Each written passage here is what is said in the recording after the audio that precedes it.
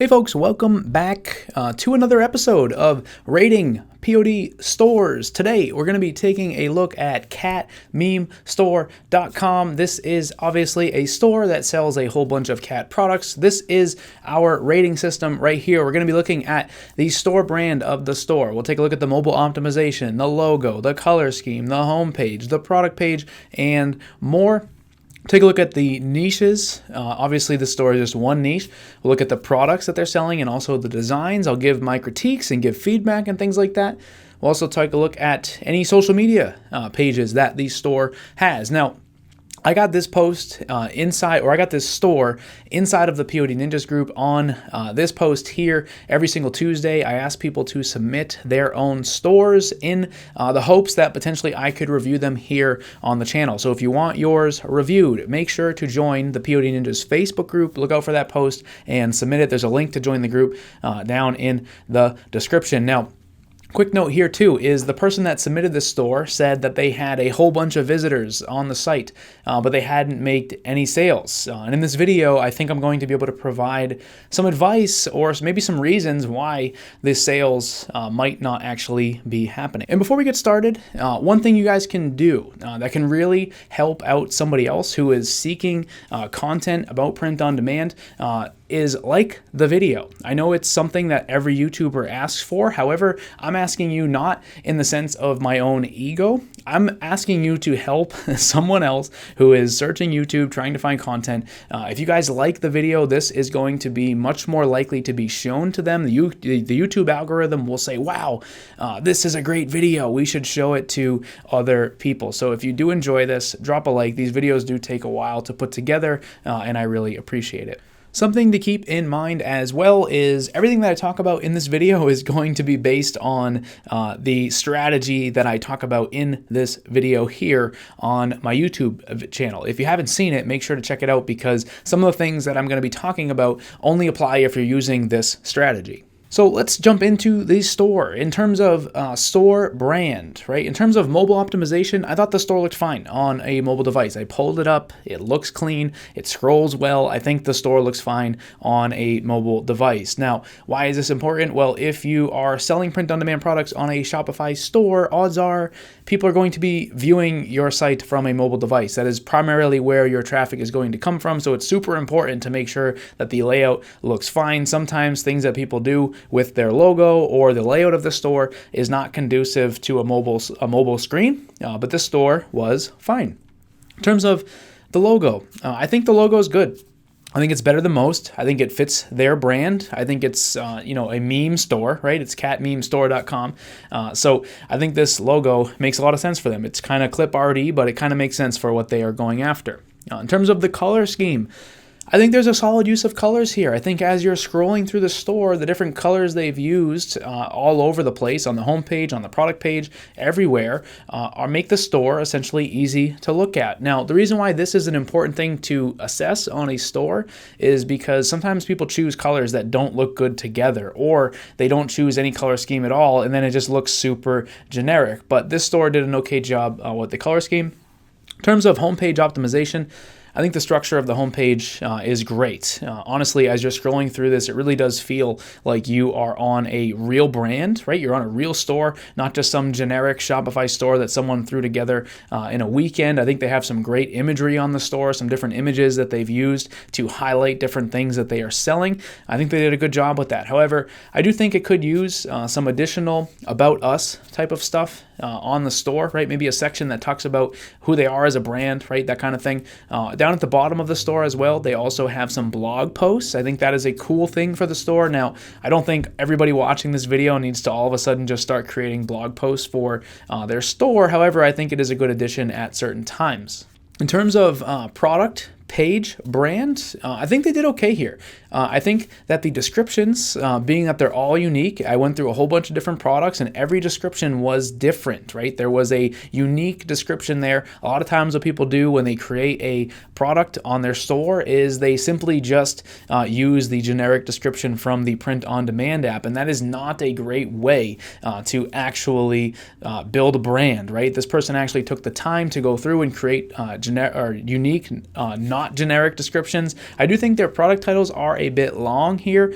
Some of these were multiple lines of text. I usually like to keep my product titles to just one line of text. I think that makes it look a little bit more clean on the product page. Overall, for their brand, I gave them an 8 out of 10. The last time we did this, the last store that we reviewed with this system actually got a 1 out of 10 for this part, so definitely a big improvement here. If you guys want to access my free course, it's going to show you exactly how to go ahead and start a Shopify store. There's a link down in the description. It's going to contain a whole bunch of step-by-step videos to show you how to actually open your store, and like I said, the link is down in the description. Now, in terms of products being sold, the niche is just so saturated. There are so many people that try and sell in the cat niche. Honestly, this is one of the most saturated niches I would think are out there. There's likely going to be millions of products created inside of this niche, right? Especially when you think about the products that they're selling, right? T-shirts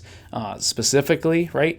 There are going to be tons of them out there, right? And the idea that anybody else can just kind of create similar things to what this store is doing, these random sort of cheesy, cartoonish designs that aren't really original, nothing really to make people excited. I think this sort of thing is likely why this store owner said they were driving traffic to the store, but not actually making sales. It sort of reminds me of what I saw at the store the other day. I made this post inside of the POD Ninjas group showing an end cap at the store with a whole bunch of coffee mugs, and all of these mugs were $3 a piece, and they were all just simple, really random, cheesy designs with like a funny quote or something like that. When it comes to print on demand, I think you have to step it up a little bit. I think designs like what this person has is likely just stuff that you're typically going to see on a clearance rack at Target or Walmart. I don't think this stuff is really going to get a ton of people excited. You might get a lot of people clicking the like button or tagging their friends in this sort of thing because they are funny.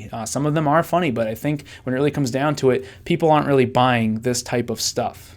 And I also see sometimes with posts like this, like of a store like this, if someone makes a post like this inside of the POD Ninjas group, people will say, oh, I would buy that. And my response is always, well, buy it. They posted the URL. Like if you're really saying you would buy it, then buy it, right? And most times they don't, because when it comes down to it, people think these are funny. They click the like button, but when it comes to actually paying for them, they're not going to do it. And for that reason, this store got a 1 out of 10. I forgot to talk about pricing. The last time I did this, someone wanted me to talk about pricing on the stores. Now, this store is doing t-shirts for $22.95, which is a good price for a shirt. However, it's a little bit on the high side, right? Because the average price of shirts on Amazon is $17, which is what most people are going to be accustomed to. And even if you are going into like a department store, you're likely going to see this sort of stuff for about $10 or less. So I think the shirt price is okay. Mugs on this store were up over $20. I think you're going to have a really difficult time selling a mug like this for over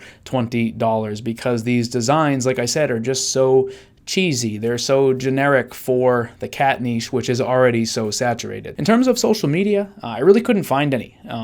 I clicked the links on the store to go to the Instagram and to the Facebook, and I got an error message, so I'm not sure if they actually have some social media pages. I did try doing a search on Facebook and Instagram, but because of the name of the store, Cat Meme Store, .com, I was basically just finding a whole bunch of meme pages dedicated to people who like cats. Overall score then for social media has to be a 1 out of 10 because I was not able to find any. So here's some final thoughts, right? Store brand, I think it looks good. I think if you're building a store, this is the type of thing that you want to do. I think that they've done a nice job with product images. I think they've done a good job with what they've written on the store, making things not feel generic, right? Every product has a unique description. I think everything is laid out nicely. I think they did a good job with that. Where I think they really fall short, like I said, was with their cliche print-on-demand products, right? These products, these cat-type products that tons of other YouTubers, right?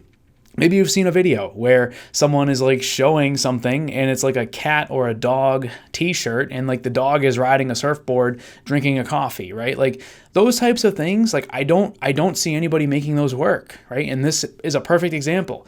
This store looks awesome. However, this person has been trying to promote their stuff and they're not making any sales, because this is the type of stuff that people don't really want to buy online on a direct response model, right? Think about it. Direct response marketing is when someone is essentially just scrolling through their phone and being asked to buy something. And when it comes to this sort of stuff, you have to do more than that. You can't just create cheesy designs that are really, in a saturated niche. You have to go above and beyond here, right?